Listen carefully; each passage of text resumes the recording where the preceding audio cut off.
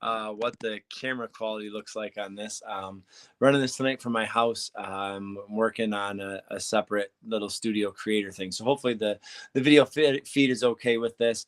Hey, it is March 9th. And so we are talking about Proverbs 9 tonight, 31 chapters in Proverbs, 31 days in March, taking a chapter each day and just saying, hey, God, what's the wisdom that you have for me? What's the lesson that I can learn? How can I apply it?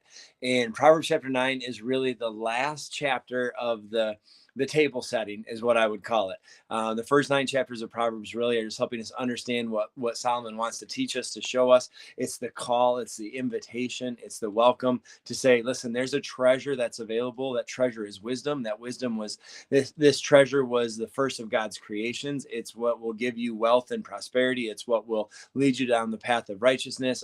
Every chapter kind of has a building factor, this invitation, this call out, this instruction, this pleading with the Father to the Son. But really that extends to all of us, of just saying, listen, wisdom is better. Wisdom is wiser. Wisdom is the choice to make, even when you have multiple choices. And when we get to Proverbs chapter 9, what we see is kind of this one last description, this one last invitation, and there's a parallel that takes place. Proverbs 9 starts with the table of wisdom, and she goes to her house and she sets her table, she prepares the meal, she goes out into the street and she says, let all who are simple come in.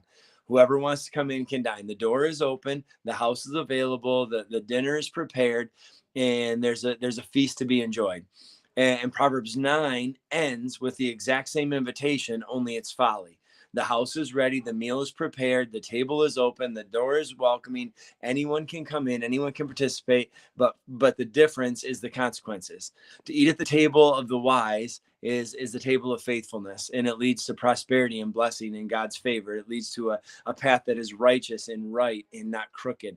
But the path of the table of the foolish, or the folly, right, leads to foolishness. It leads to bad choices. It leads to hurt feelings. It leads to deeper, harsher consequences. And really what the teacher is saying here, and really as we get into Proverbs 10 tomorrow, we're going to see there's just a whole bunch of wit and wisdom that comes. There's a whole bunch of one-liners that can teach us and show us about our money and our relationships, of our integrity, of how we should live, of how we should talk, of things we should avoid, of things we should do. And this last time in Proverbs 9, the teacher is simply saying, listen, there's two tables. There's two tables. You and I are invited to two tables: the table of wisdom, or in the table of what are you doing? The table of faithfulness, or the table of foolishness and folly. The door is open, the meal is set, and you and I get to choose, which table are we going to eat at? Which meal are we going to feast on? The feast of foolishness, which leads to destruction and disappointment, or the feast of faithfulness, where we say, okay, God, your way's better, and I'm gonna work to make that happen.